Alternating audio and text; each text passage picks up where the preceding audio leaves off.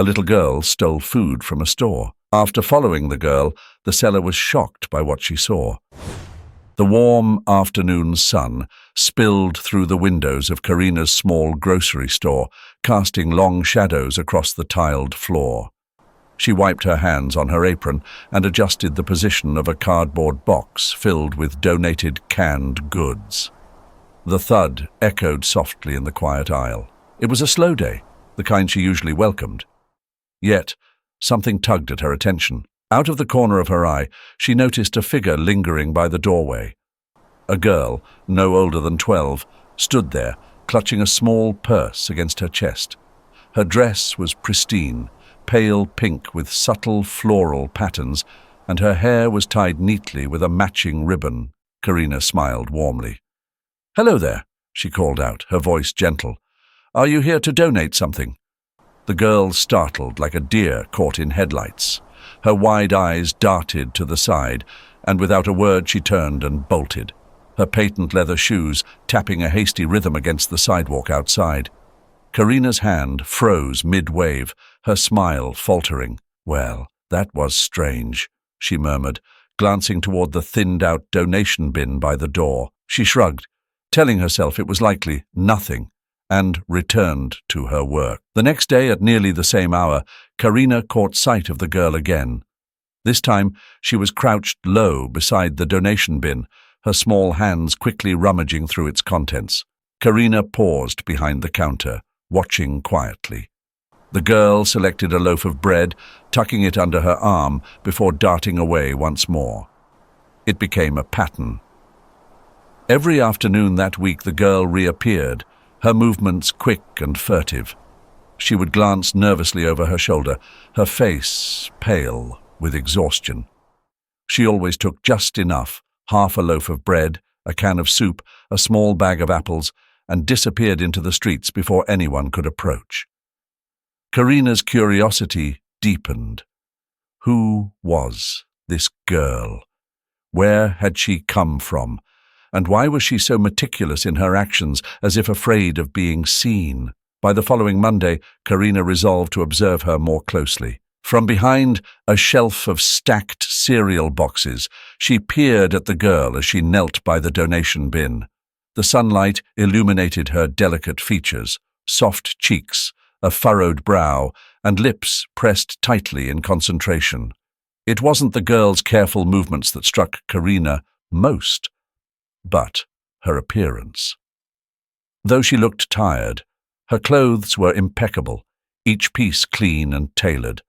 The dress she wore that day was unmistakably high-end, bearing the logo of a luxury brand Karina had seen only in magazines. That's odd, Karina thought, adjusting her glasses for a better look. She's not like the others who come for food. But why? Her mind raced with possibilities. Perhaps the girl was homeless, but had somehow received hand-me-downs from wealthier families. Or maybe she wasn't homeless at all. Perhaps she was simply shy, too embarrassed to ask for help outright. But none of it seemed to fit. Her posture, her furtive glances, it all hinted at something more. By the end of the week, Karina's curiosity had grown into quiet determination. She began leaving slightly more food in the bin than usual, wondering if the girl would take it. Sure enough, she did. But the extra food didn't make her linger or ease her nervous glances. It only seemed to hasten her departure. One evening, after locking up the store, Karina sat on the steps outside, watching the stars blink to life above the dim city lights. The girl's image replayed in her mind, and she couldn't shake the feeling that there was more to her story than met the eye. "She's hiding something," Karina whispered, her voice barely audible over the evening breeze. She decided that if the girl returned, she would do more than watch. She would find out the truth, gently, of course.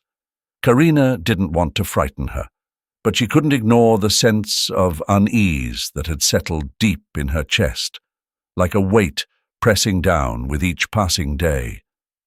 Whatever the girl's reasons, Karina knew one thing for certain. The mystery wasn't going to solve itself.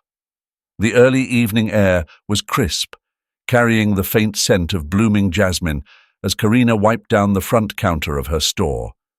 The routine felt strangely hollow that day, her mind preoccupied by the mysterious girl. She had replayed the encounters in her mind over and over, trying to piece together an explanation. None of it made sense. The girl's refined appearance, her furtive glances, and her repeated visits to the donation bin.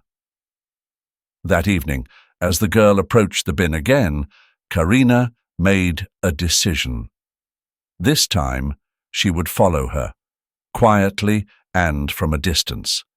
The girl's steps were quick but steady as she walked away from the store, her small figure blending into the shadows of the dimly lit street. Karina stayed a few paces behind, careful to keep her movements silent.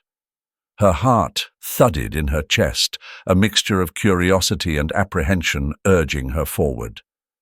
The girl led her past familiar storefronts and a small park. At the end of the street, Karina stopped short, watching as the girl turned down a narrow alleyway that led to a 2-story house. The house stood apart from its neighbors, its white exterior and neatly trimmed hedges hinting at wealth and status. Yet, something about it seemed wrong. The windows, though large and clean, were dark, as though the house held no life within. The lawn, perfectly manicured, felt sterile, like a painting without soul. Karina lingered in the shadows, watching as the girl slipped through a small gate and entered the house through a side door. The quiet click of the door closing echoed faintly, and then silence. No lights flickered on, no voices called out from inside. Unable to curb her curiosity, Karina moved closer, her footsteps careful against the gravel path. She approached one of the ground-floor windows, crouching just enough to peek inside. What she saw made her stomach tighten. The interior was starkly different from the house's polished exterior. The room was dim, its only light coming from a flickering candle on a low table. Dust covered the furniture, and boxes were stacked haphazardly in the corners. The air, even from outside, seemed thick with neglect. Then her eyes fell on the girl. She was kneeling beside a young boy, no older than 6, who sat cross-legged on the floor. His thin arms cradled a small dog with shaggy fur that looked unkempt but not filthy. The boy whispered something to the girl, his voice too soft for Karina to hear. She watched as the girl nodded, her face softening into a gentle smile before handing him a piece of bread from her bag. The scene struck Karina deeply, filling her with questions she couldn't yet answer. Why were these children alone in such a house? Where were their parents? And why was the girl resorting to food from a donation bin when she lived here? Her thoughts were interrupted by the sharp snap of a twig beneath her foot. She froze, her breath caught in her throat. Inside, the girl's head jerked up, her eyes darting to the window. "Did you hear that?" Karina heard the boy whisper. Without waiting for an answer, the girl grabbed his arm and pulled him to his feet. The dog let out a soft whimper as the children hurried toward a staircase at the far end of the room. Karina ducked out of sight, her heart racing as she heard their hurried footsteps ascending to the 2nd floor. Standing in the quiet alley, Karina let out a shaky breath. She glanced once more at the darkened windows, now empty, before stepping away from the house. Her mind was a storm of unanswered questions. There was something deeply unsettling about the scene she had just witnessed. The children didn't seem mistreated, yet their isolation felt heavy, as though they were hiding from something or someone. And the house itself, so pristine on the outside, felt like a facade, masking a reality far less polished. Karina walked back to her store, the sounds of the city muffled by her swirling thoughts. She couldn't ignore what she had seen. Those children were living in a situation that defied explanation. The evening air was still. Karina wiped her hands on a dish towel, her mind elsewhere as she stared into the darkening sky. The girl's image lingered in her thoughts, her quick, darting movements, the tiredness etched into her young face. Behind her, the low creak of a chair pulled her back to the present. Mike, her husband, was settling into his usual spot at the small wooden table. He adjusted his reading glasses and unfolded the day's newspaper, a familiar ritual. Karina hesitated for a moment, unsure how to broach the subject. Finally, she poured herself a cup of tea and joined him, placing her hands around the warm ceramic for comfort. "There's something I've been meaning to tell you," she began softly, her voice tinged with unease. Mike glanced up from the paper, his brow furrowing slightly. "Everything all right?" Karina nodded, though her expression betrayed her concern. "It's about a girl, one I've been seeing near the store lately." She proceeded to recount the peculiar encounters, her words slow and deliberate. She described the girl's neat clothing, the lopsided ribbon in her hair, and the way she seemed to vanish as quickly as she appeared. When Karina finished, Mike leaned back in his chair, his arms crossed over his chest. "She's probably just one of the neighborhood kids," he said, his tone calm but dismissive. "Maybe her parents are busy. People these days, they leave their kids to fend for themselves more than they should."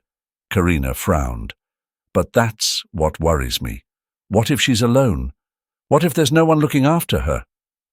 Mike sighed, folding the newspaper neatly and setting it aside. "I understand why you're concerned, Karina, but you don't know that for sure. Maybe her parents are working late, or maybe they've gone on a trip and left her with a sitter. Either way, it's not your responsibility to step in." "But she's so young, Mike," Karina pressed, her voice rising slightly. "And the way she moves, always so cautious, like she's afraid someone's going to catch her. It's not normal. I just feel like something isn't right." Mike reached for her hand, his touch steady and reassuring. "I know you mean well," he said, his voice gentle, "but you can't solve every problem. It's not your place to get involved in something you don't fully understand." Karina looked down at her tea, her fingers tracing the rim of the cup. She knew Mike wasn't trying to dismiss her feelings, but his practicality often clashed with her instincts. "I just want to make sure she's safe," she murmured. Mike leaned forward, his eyes searching hers. "Then observe, but from a distance. Don't put yourself in a position where you might get hurt or misunderstood. Sometimes the best thing we can do is leave well enough alone." That night, as Karina lay awake in bed, Mike's words echoed in her mind. He was right, of course, about the risks.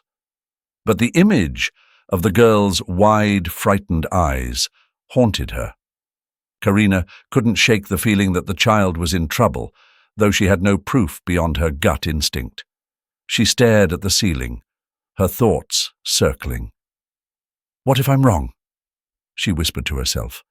"But what if I'm not?" The following morning, Karina opened the store with an odd mix of hope and dread. She watched the clock, her eyes flicking toward the donation bin every few minutes. Noon came and went, and still there was no sign of the girl. By mid-afternoon, Karina found herself pacing behind the counter, her unease growing with each passing hour. She had grown accustomed to the girl's quiet appearances, her small hands carefully selecting bread or fruit before disappearing into the city streets. Now the absence felt glaring, as though something precious had gone missing. "Maybe she's fine," Karina told herself, trying to quell the knot of worry tightening in her chest. "Maybe Mike's right, and I'm overthinking this." As the sun dipped low on the horizon, casting a golden glow over the street outside, Karina made a silent promise to herself. She would find the girl and uncover the truth, no matter how long it took. The late afternoon light cast long shadows across the quiet street as Karina approached the house. The memory of the girl slipping through the back door vivid in her mind. Standing at the front step now, she hesitated. The house looked as it had the last time, sturdy, yet eerily lifeless. The windows were shut tight, curtains drawn, giving nothing away. Karina took a deep breath and pressed the doorbell. The chime echoed faintly inside, but no movement followed.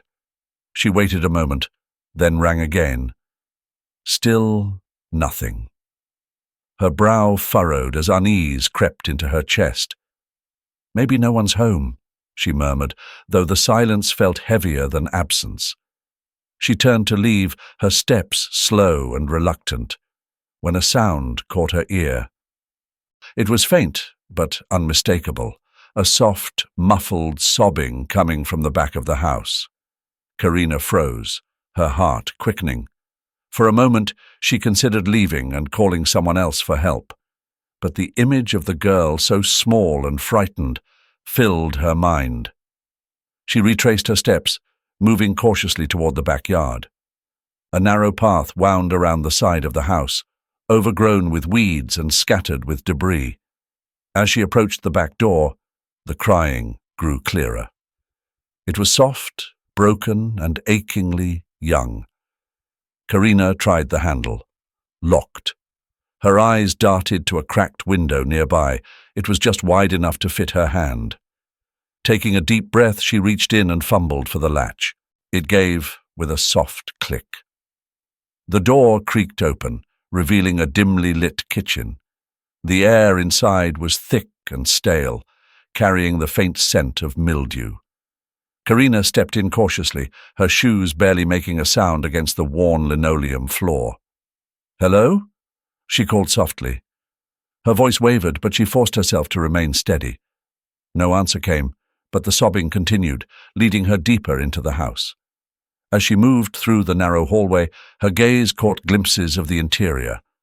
An overturned chair, a stack of dishes left untouched in the sink. The house was not abandoned, but it spoke of neglect. In the living room, she found them. The girl sat on the floor, her small frame hunched over a boy, lying motionless on a thin blanket. His face was pale, his brow glistening with sweat. Even from a distance, Karina could see the rapid rise and fall of his chest. The girl's hands trembled as she dabbed at his forehead with a damp cloth, her sobs growing louder. "Sweetheart," Karina said gently, stepping closer. The girl's head shot up, her tear-streaked face filled with panic. She scrambled to her feet, placing herself protectively in front of the boy. "Go away!" she cried, her voice sharp with fear. "Don't come any closer!" Karina raised her hands, palms up, as if approaching a wounded animal. "I'm not here to hurt you," she said, her tone soft but firm. "I want to help. Your brother, he's very sick. He needs a doctor." The girl shook her head violently, her pigtails whipping across her tear-stained cheeks. "No, you can't take him. We'll be fine. Just leave us alone." Karina knelt, lowering herself to the girl's eye level. "Honey, I can see how much you care about him," she said slowly. "You've done your best, but he's not getting better, is he?" The girl's lip quivered and fresh tears spilled over. She glanced back at the boy, her shoulders slumping in defeat. "He's all I have," she whispered. Karina's heart ached at the raw pain in her voice. She inched closer, her voice steady and reassuring. "I promise, I won't let anything bad happen to you or your brother. But he needs help now, or he won't get better. You have to trust me." The girl hesitated, her small hands clutching the edge of her dress. Her defenses wavered and she finally broke down, collapsing to her knees. Please don't take him away from me, she sobbed. Promise you won't let anyone separate us. Karina leaned forward, her voice firm with conviction. I swear. I'll do everything I can to keep you together. But first, we have to help him. Will you let me do that? The girl nodded weakly, her tears soaking into the fabric of her dress. Karina reached out, gently placing a hand on her shoulder. Good girl, she murmured. Let's get him to a hospital. We'll figure the rest out together. For the first time, the girl didn't pull away. Together, they turned their attention to the boy, whose labored breaths filled the room with an urgency that neither could ignore. The hospital room was quiet except for the soft hum of machines and the faint beeping of a monitor. Tom lay on the narrow bed, his small frame swallowed by the oversized blanket. His breathing was steadier now, though his cheeks remained flushed with fever. Alice sat on the chair beside him, her hands gripping the edge of the seat so tightly her knuckles turned white. At her feet, the small dog, Bob, curled up, its watchful eyes never leaving Tom. Karina stood by the window, her arms crossed over her chest. The events of the past few hours replayed in her mind like a fragmented reel. She had promised Alice she wouldn't tell anyone their secret, but the weight of that promise bore down heavily on her. After a long silence, Alice finally spoke. Her voice was soft, trembling with the effort it took to form the words. "My name's Alice," she began, her gaze fixed on her brother. "That's my little brother Tom, and that's Bob." She motioned to the dog, whose ears perked up at the sound of his name. Karina nodded, encouraging her to continue. "Alice, you're very brave, but I need to understand what's happened so I can help you both. Can you tell me?" Alice hesitated, her hands twisting nervously in her lap. "Our mum and dad. They're gone. They died in a car accident a little over a month ago." Her voice broke on the last word, and she quickly wiped at her eyes, as though willing herself not to cry. Karina's chest tightened. She took a step closer, lowering herself to sit on the chair beside Alice. "I'm so sorry, sweetheart," she said gently. Alice nodded, her lips pressed together tightly as though holding back a dam of emotions. "We don't have anyone else. No uncles, no aunts. Our grandparents, they passed away before we were even born." She paused, her fingers tracing the hem of her dress. "It's just us now." Karina reached out, placing a comforting hand on Alice's shoulder. The girl flinched at first, but then relaxed, the tension in her frame easing just slightly. "At the funeral," Alice continued, her voice barely above a whisper, "I heard the police talking to a social worker. They said Tom and I would have to go to a foster home. They also said—" She stopped, taking a shaky breath. "They said we might be separated." Karina's heart sank. The thought of these two children, already burdened by unimaginable loss, being torn apart was almost too much to bear. "Is that why you ran away?" she asked softly. Alice nodded, tears spilling freely now. "I couldn't let that happen. Tom's just a little kid. He needs me. I'm his big sister. If I don't take care of him, who will?" Karina leaned forward, her hand still resting on Alice's shoulder. "You've done an amazing job looking after him, Alice," she said sincerely. "But this is too much for someone your age to handle alone. Tom needs medical care. You both need help." Alice looked up at Karina, her large, tear-filled eyes filled with both fear and hope. "You won't tell anyone about one, will you? You promised—" "I won't tell," Karina said firmly. "I meant what I said, but you have to trust me. I want to help you, not just today, but for as long as you need." Alice studied her for a moment, her small hands gripping the edge of her seat again. Slowly, she nodded. "Okay," she whispered. Karina stood, smoothing her skirt. First things first. Tom needs to be looked at by the doctors. They'll help him get better." Alice rose to follow, clutching Bob's leash tightly in her hand. The little dog wagged its tail, sensing the shift in mood. "Can I stay with him?" Alice asked. "Of course," Karina replied. "He'll feel better knowing you're right there with him." The nurses worked efficiently, wheeling Tom into a private room for a full examination. Alice refused to let go of his hand, her small frame nearly blending into the hospital bed as she sat close by. Karina watched from the corner, her mind racing with questions. She had promised to keep Alice's secret, but she also knew the road ahead would not be easy. These children had endured so much already, and Karina wasn't sure what lay ahead for them or for herself. But one thing was clear: she couldn't walk away now. As she stood there, watching Alice stroke Tom's hair and murmur soft reassurances, Karina felt a deep resolve settle in her chest. Whatever it took, she would see this through. These children had been dealt a cruel hand, but they didn't have to face it alone. The soft click of the front door echoed through the quiet house as Karina stepped inside. She hung her coat on the rack, her hands moving mechanically, though her mind was far from still. Mike was in the kitchen, stirring a pot of soup on the stove. The familiar aroma of vegetables and spices filled the room, but Karina barely noticed. "You're home late," Mike said, glancing over his shoulder. His tone wasn't accusatory, just curious. Karina nodded, her movements slow. "I stopped by the hospital again. Don't worry. Not about me, about that little girl." Mike turned off the burner and set the spoon down. "You've been spending a lot of time with those kids," he said, pulling out a chair at the table. "Sit down and tell me what's going on." Karina hesitated. She had planned to share the details eventually, but now, faced with his steady gaze, the words felt heavier than she had anticipated.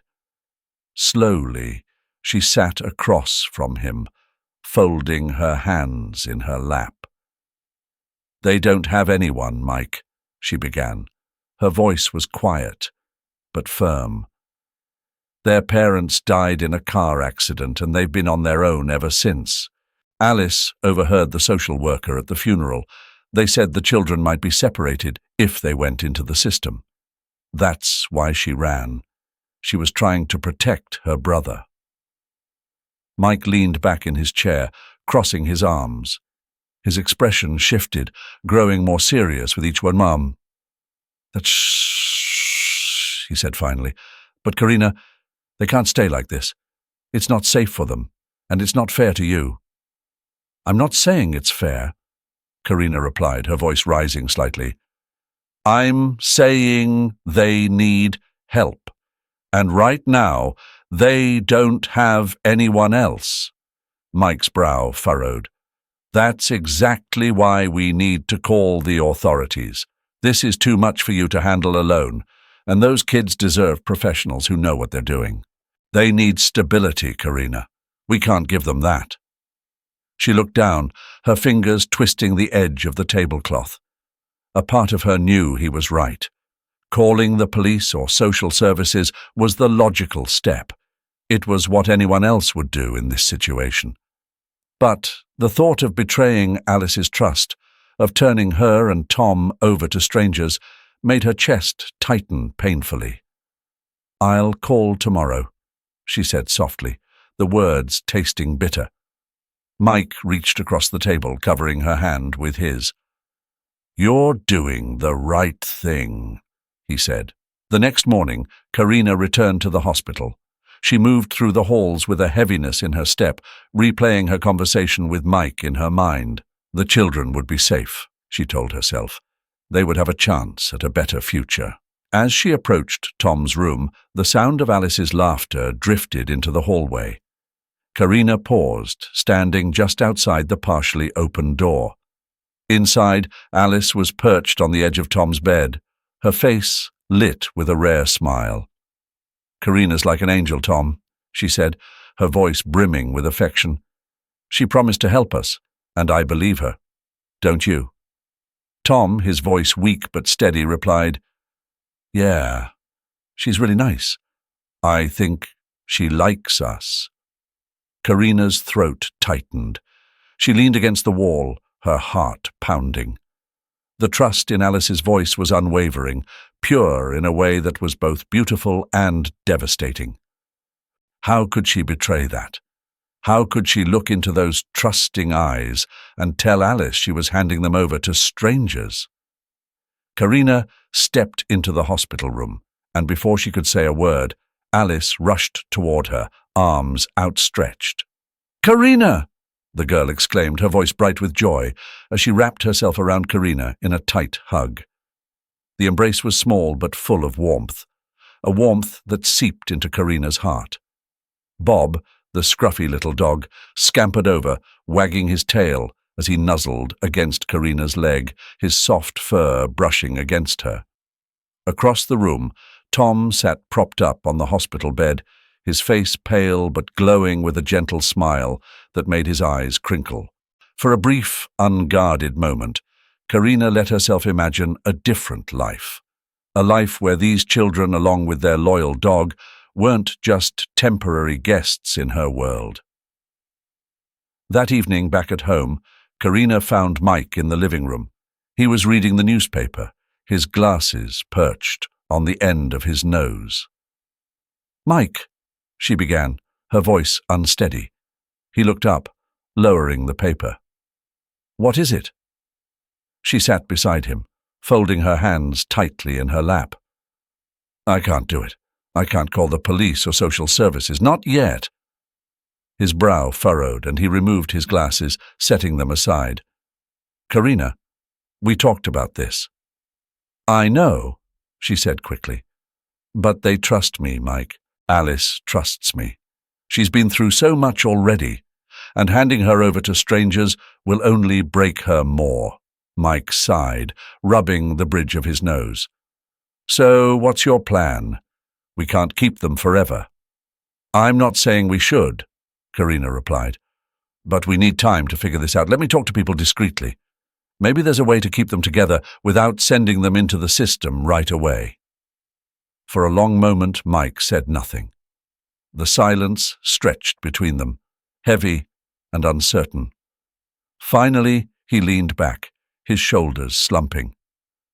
"You've always had a soft heart," he said, a faint smile tugging at the corner of his lips. "All right, Karina. We'll do it your way for now, but we can't drag this out forever." Relief washed over her, and she reached for his hand, squeezing it tightly. "Thank you," she whispered. As they sat there, the weight of the decision hung over them. The drive home from the hospital was quiet, save for the occasional sniffling from Alice. She sat in the back seat, clutching her brother Tom's hand tightly, while Bob, their scruffy little dog, curled up on her lap.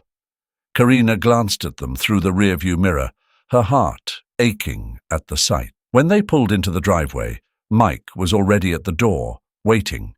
His expression was a mix of concern and uncertainty, his arms folded as he stepped aside to let everyone in.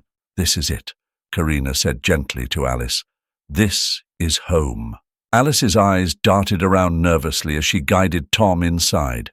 The house was warm and inviting, filled with the scent of freshly brewed coffee and a faint trace of Mike's aftershave. Yet, to Alice, it was unfamiliar, and her grip on Tom didn't loosen even as Karina led them to the guest room. The first few days were a whirlwind. Tom, still recovering from his illness, required constant care. Karina checked his temperature regularly, administered his medications, and made sure he ate small, nourishing meals. Alice rarely left his side, only venturing out when Bob needed a walk or Karina insisted she take a break. Mike, despite his initial reservations, found himself softening. One evening, as Tom sat propped up in bed with a bowl of soup, Mike brought in a deck of cards. "Ever play Go Fish?" he asked, his tone casual. Tom's face lit up, and for the first time since arriving, he smiled.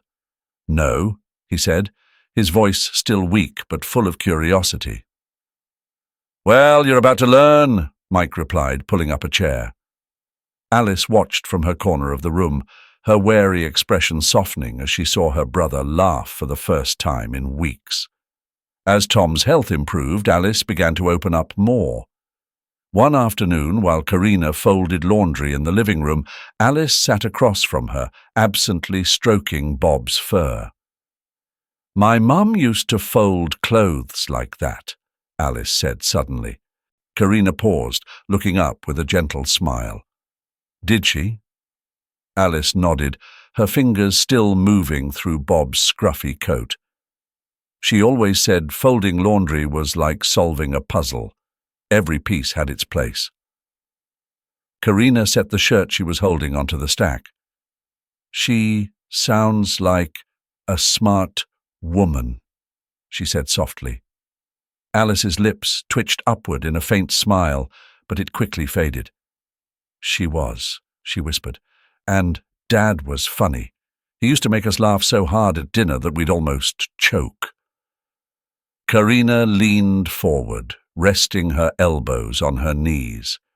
"You must miss them a lot." Alice's eyes filled with tears, but she nodded. "I do, but I have to be strong for Tom. He needs me." Karina reached out, her hand covering Alice's gently. "You've done such a good job, Alice. Your parents would be so proud of you." While the children slowly adjusted, Karina worked tirelessly to find answers. She searched online forums, contacted local organizations, and even stopped by the police station, asking discreetly if anyone had reported 2 missing children. But no matter where she turned, there were no leads. One afternoon, Karina decided to return to Alice and Tom's old house to gather more of their belongings. As she approached the street, she noticed a police car parked in the driveway. 2 officers stood on the porch, speaking with a woman in a crisp suit. Karina froze, her heart pounding. She quickly ducked behind a hedge, her mind racing. It was clear that someone had alerted the authorities, and it was only a matter of time before they pieced the story together. When the officers finally left, Karina crept back to her car, her hands trembling on the steering wheel as she drove home. That evening, Karina shared her discovery with Mike. They sat at the kitchen table, the room dimly lit by the single bulb above them. "They're looking for the kids," Karina said quietly. "It's only a matter of time before someone comes knocking." Mike sighed, running a hand through his hair. "We knew this couldn't stay a secret forever," he replied. "But what do we do now?" Karina hesitated, then looked at him, her eyes steady. "Maybe this is our chance, Mike. Maybe we don't have to let them go." His brow furrowed. "What are you saying?" "I'm saying we could keep them. Not forever, but until we figure something out. Maybe we could give them the home they've lost." Mike was silent, his gaze fixed on the table. Finally, he nodded slowly. "If anyone can make this work, it's you," he said. Karina smiled, a mixture of relief and determination. For the first time, the path forward felt clear. Together, they would protect these children and perhaps build the family they had always dreamed of. The early morning light filtered through the kitchen window, casting soft golden rays on the papers spread across the table. Karina sat with her hands clasped tightly around her coffee cup, the warmth a small comfort against the weight of the decision she and Mike had made. Across from her, Mike leaned forward, scanning the adoption forms once more, his brow furrowed in concentration. "This is a lot more complicated than I thought," he murmured, flipping to another page. "The requirements alone are enough to make anyone think twice." Karina nodded, her eyes lingering on the forms. "But it's the right thing to do," she said quietly. "They deserve stability, a real home. and I want to be the one to give it to them." Mike looked up at her, his expression softening. "I know. I want that too. But you realize this isn't going to be easy. Between the background checks, the interviews, and whatever else they throw at us, we'll have to prove we're the best option for those kids." Karina gave him a small, determined smile. "Then we'll prove it." The process began slowly. Days turned into weeks as Karina and Mike navigated the legal labyrinth of adoption. They filled out endless forms, attended meetings with social workers, and opened their home to inspections. Each step was met with challenges, questions that seemed too probing, skepticism from officials who wondered if they were prepared for the responsibility. Even their neighbors raised eyebrows. "Taking in those kids," Mrs. Langley from next door had said one afternoon as Karina tended her garden. "It's noble, but don't you think it's a bit much at your age?" Karina's hands stilled over the flower bed. She forced a polite smile, though the comment stung. "They need a home, and we're happy to provide it." "Well," Mrs. Langley replied with a sniff, "I hope you know what you're getting into." That evening, as Karina recounted the exchange, Mike placed a comforting hand on her shoulder. "Forget the neighbors," he said firmly. "They don't know Alice and Tom like we do." When the time came to talk to Alice about the adoption, Karina approached it carefully. She found Alice in the backyard, sitting on the swing Mike had repaired just days earlier. Bob was at her feet, contentedly chewing on a stick. Karina walked over, her steps slow and deliberate.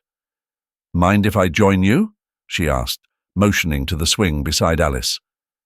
Alice shrugged, her gaze fixed on the ground. Karina lowered herself onto the swing, letting the silence settle between them before speaking. "Alice, there's something I want to talk to you about. Mike and I have been thinking a lot, and we'd like to make this your home. For good." Alice's head snapped up, her wide eyes meeting Karina's. "What do you mean?" she asked, her voice cautious. "We want to adopt you and Tom," Karina said gently, "if you're okay with that." For a moment, Alice said nothing. Her expression was unreadable, a mixture of shock, hope, and something Karina couldn't quite place. "But what if you change your mind?" Alice asked finally, her voice barely above a whisper. "What if you decide we're too much trouble?" Karina's heart broke at the question, the fear behind it so raw and unguarded. She reached out, taking Alice's hand in hers. "We won't change our minds," she said firmly. "We're in this for the long haul, Alice. You and Tom deserve a family, and we want to be that family." Alice stared at her, her lips trembling. Slowly, tears welled in her eyes and spilled down her cheeks. I don't know if I can believe that," she admitted. "But I want to." Karina squeezed her hand gently. "That's enough for now. We'll show you, Alice. Every day, we'll show you." As the days passed, Alice began to open her heart. She still carried doubts, but the steady kindness of Karina and Mike chipped away at her walls. She watched as Mike played with Tom, teaching him how to fix small things around the house. She felt the warmth in Karina's touch as she braided Alice's hair before bedtime. One evening, as they sat around the dinner table, Alice looked up from her plate and said softly, I think we could be a family." Karina's breath caught, and she exchanged a look with Mike, who smiled. "We already are," he said. At that moment, the future seemed brighter than it had in years. There were still hurdles to overcome, but for the first time, Karina felt certain that they were exactly where they were meant to be. Together. The morning light streamed through the kitchen window, casting a golden glow over the room. Karina stood by the counter, pouring juice into 2 small glasses. The faint sound of laughter floated in from the backyard where Tom and Alice were playing with Bob. She paused, leaning against the counter as a wave of contentment washed over her. Tom's recovery had been nothing short of remarkable. He had taken to his new life with a resilience that amazed Karina. Each day he grew more confident, his laughter filling the house with a joy that had been missing for far too long. Mike's voice came from behind her. "You're smiling," he said, stepping into the kitchen with a stack of freshly folded towels. Karina turned, a soft chuckle escaping her lips. "I guess I am," she admitted. "It's hard not to, with them around." Mike glanced out the window, watching Tom chase Bob across the yard while Alice cheered him on. The dog barked playfully, his scruffy tail wagging as he darted just out of Tom's reach. "Bob's a good little guy," Mike said, setting the towels on the table. "He's brought them closer together, and us too, I think." Karina nodded. Bob had indeed become the heart of their small family. The children adored him, and even Mike, who had never been much of a dog person, found himself sneaking scraps to Bob during dinner. "I never thought I'd be saying this," Mike continued, his tone thoughtful. "But this feels right, like this is how it was meant to be." Karina looked at him, her eyes warm. "Me too," she said softly. Later that day, as the children came inside, their laughter echoing through the hall, Karina felt a sense of peace she hadn't known in years. Tom plopped down at the kitchen table, his face flushed from running, while Alice filled a bowl with water for Bob. "You should have seen him, Karina," Tom said excitedly. "I almost caught him this time." Alice giggled, setting the bowl on the floor. "Almost doesn't count," she teased, ruffling his hair. Karina watched them, her heart swelling with pride. "You two are quite the pair," she said, placing a plate of cookies on the table. "But don't wear poor Bob out too much. He needs his rest too." Tom grinned, reaching for a cookie. "He's tougher than he looks." As the days turned into weeks, Karina and Mike found themselves slipping naturally into the role of parents. It wasn't without its challenges, bedtime negotiations, occasional sibling squabbles, and the ever-present chaos of having a dog underfoot. But it was the kind of chaos they welcomed. One evening, as they all sat together in the living room, Karina couldn't help but marvel at how far they had come. Tom lay on the rug, tossing a ball for Bob, while Alice sat beside Mike, showing him a drawing she had made at school. "You've got quite the talent," Mike said, holding up the picture of their house, complete with a stick-figure family, including Bob. Alice beamed. "I wanted to draw us. All of us." Karina's chest tightened at the words. She exchanged a glance with Mike, who smiled and gave her hand a gentle squeeze. One winter morning, Christmas music was playing throughout the streets. Karina and Mike drove to the social center through the snowy streets. Their hearts were filled with warmth as they completed the adoption process. "It's official," the caseworker said, her smile kind. "Congratulations, Mr. and Mrs. Lewis. You're a family now." Alice and Tom stood by the door, their faces lighting up as Karina and Mike turned to them. "Does this mean we get to stay forever?" Alice asked, her voice trembling with hope. Karina knelt, pulling both children into a hug. "Yes," she whispered, her voice thick with emotion. "Forever." Tom clung to her, his small arms wrapping tightly around her neck. "I knew you wouldn't let us go," he said softly. Mike crouched beside them, placing a hand on Tom's shoulder. "You're stuck with us now," he said with a wink, earning a giggle from Alice. That evening they celebrated Thanksgiving at home. The dinner table was filled with laughter and stories, a sound that made the house come alive even as the snowflakes fell harder outside the windows. As Karina looked around the room, she felt a deep sense of gratitude. They had found each other in the most unexpected way, and now they were building something beautiful together. Her gaze met Mike's, and he gave her a knowing smile. Neither of them needed to say it, but they both knew this was the family they had always dreamed of.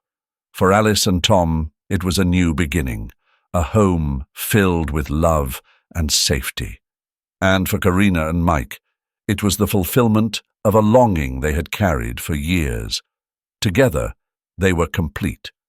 Together, they were a family. What an incredible journey, right?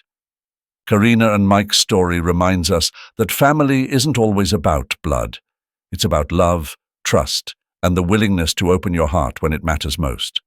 This story is a beautiful reminder that kindness can change lives in ways we never expect. If you found yourself inspired or moved by this story, make sure to give this video a thumbs up, share it with someone who loves a heartwarming story, and don't forget to subscribe for more stories just like this one. Thanks for watching, and remember, sometimes the family we choose is the one that chooses us. Take care, and I'll see you in the next video.